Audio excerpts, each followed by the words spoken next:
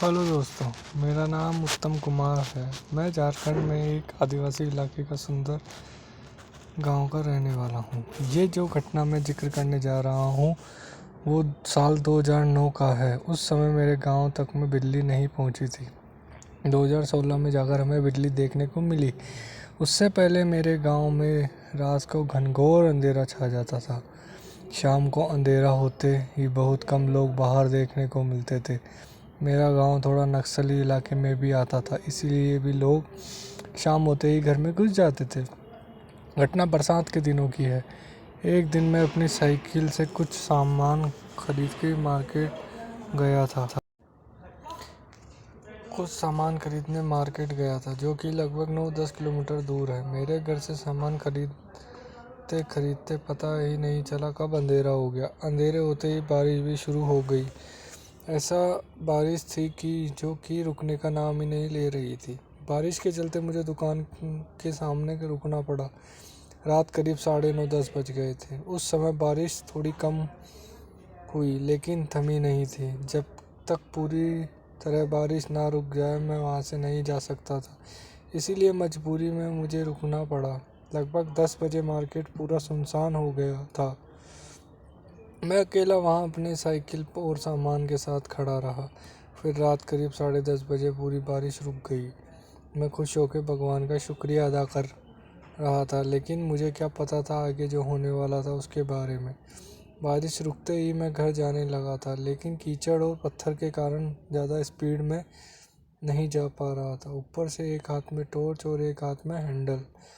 कुछ देर जाते ही मेरे नसीब दगा दे गई।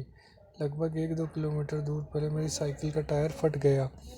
मेरे पास कोई चारा नहीं था सिवाय साइकिल और सामान को ठेले कर ले जाने के अलावा। बरसात के दिनों में रात के करीब 11:30 हो गए थे, जो कि काफ़ी डरावने वाले थे। मुझे भी बहुत डर लग रहा था और मुझे अभी 5-6 किलोमीटर पैदल चल के घर जाना था।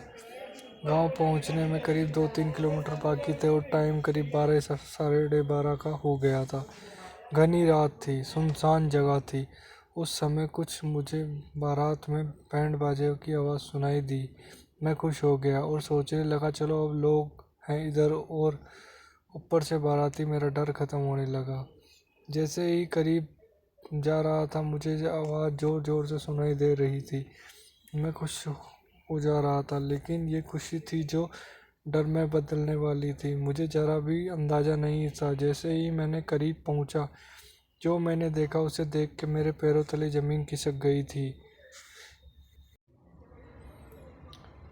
पैरों तले ज़मीन खिसक गई। बिना सर और उल्टे पैर, उन्हें देखकर मैं बहुत डर गया। मैं इतना डर गया कि साइकिल और सामान छोड़ के जोर से अपने गांव की तरफ भागने लगा। 2 किलोमीटर का रास्ता मैंने 15 मिनट में तय कर लिया।